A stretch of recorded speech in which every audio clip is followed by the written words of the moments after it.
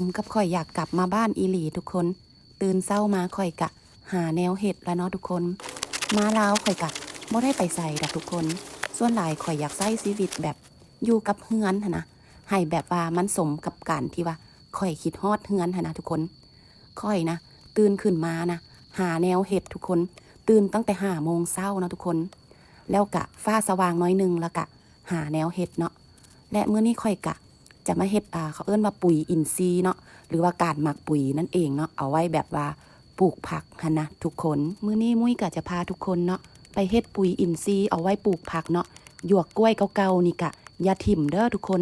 เป็นพวกแบบว่าใบตองหรือว่ากาบกล้วยแห้งจังซี่เนาะกะอย่าถิ่มเด้ออันนี้ก็คือเป็นปุ๋ยสั้นดีเลยได้ทุกคนหญ้าแห้งนี่กะอย่าถิ่มเด้อทุกคนเป็นปุ๋ยสั้นดีเลยนะทุกคนค่อยก็จะเอามาผสมเนาะกับหยวกกล้วยที่ว่ากับใบตองที่ว่าค่อยตัดไว้แล้วเนาะทุกคนเนาะหลังจากนั้นค่อยก็จะเอาแกบใส่ก่อนนะทุกคน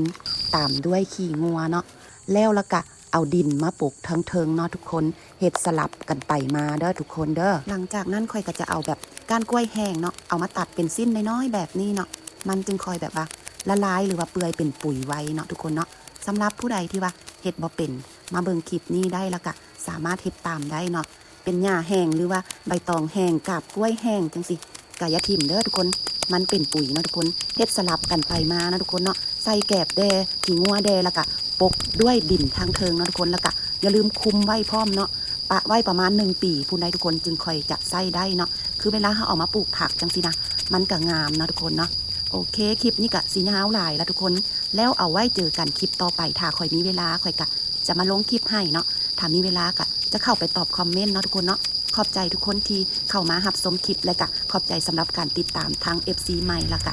FC เก่าเนาะแม่มุ้ยขอขอบใจทุกคนหลายๆที่ว่าเสียสละเวลามาเบิ่งคลิปเนาะไปละเด้อทุกคนบ๊ายบายแล้วเจอกันใหม่เด้อ